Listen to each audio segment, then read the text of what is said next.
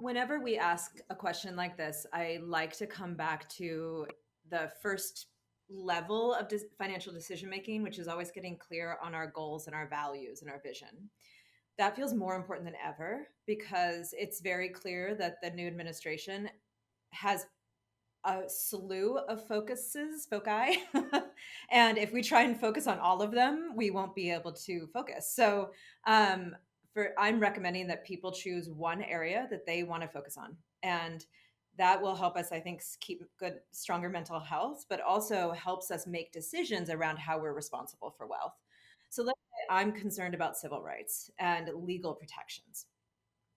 Next question is, let's understand how wealth operates. And in my mind, and what we talk about with clients is that there's five elements of wealth: time, money, relationships, skills, and well-being. And so what I often recommend now is literally we'll have clients say, okay, let's write down these categories and write down the assets you have in each of these categories. So, time. Do you have time? Do you not have time? I'm a middle aged working lady. I don't have a whole lot of time, but I do have a little bit, right? So, when would that be? And I try and get really specific, like Tuesday nights after therapy, I could do a little something, that kind of thing. Or I'm on a board, for example. I'm on a board that specifically is working to help bridge conversational divides for folks who have differences. Next up is money. One recommendation we have is go through, if you want to do a little spring cleaning, are there any subscriptions you can cancel? And if so, why don't you move those subscription costs, $15 a month, $25 a month, to an organization that's supporting your focus? So in my example, I canceled my astrology app because clearly that didn't work. I canceled a couple other subscriptions, and I've moved them both to, one is an immigration legal rights organization at the federal level, and then the second is a LGBTQ civil rights organization, because I want as many lawyers out there suing the hell out of the government basically as possible to maintain our rights. So now we've got time, money, relationships are next. Social capital is an incredible predictor of opportunity and growth for kids who are living in poverty.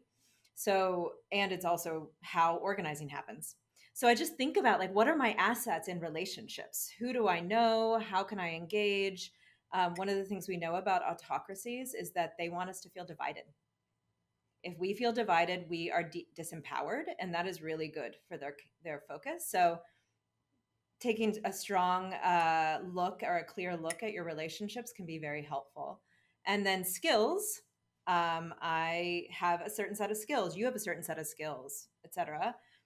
What are my assets in this category? And then finally, well-being. And I think this one is really important. For me right now, it's about a lot of time for pre-contemplation.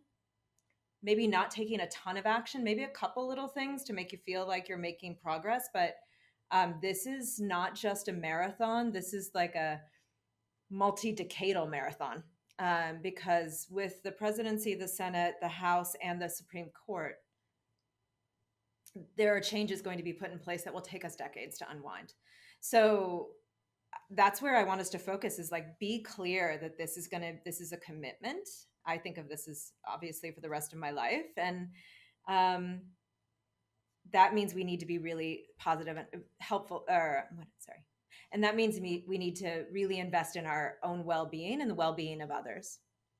So I was just telling my girlfriend, I was like, listen, we all get to call a timeout now. When one person is saying too many things about the news, we can just say, we're done. We need to take a break.